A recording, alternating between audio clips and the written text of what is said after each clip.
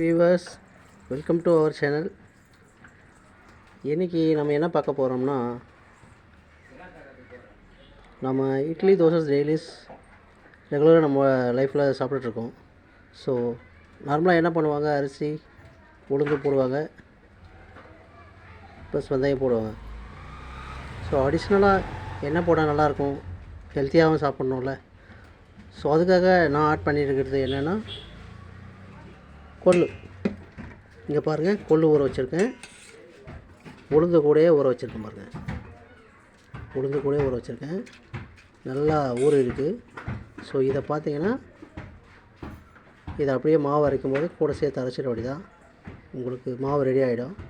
அந்த மாவை வச்சு நீங்கள் ஆஸ் யூஷுவல் இட்லி தோசை செஞ்சு சாப்பிட்லாம். இப்படி சாப்பிட்டிங்கன்னா ஒரு நல்ல ஃபுட்டை சாப்பிட்ற மாதிரி இருக்கும்.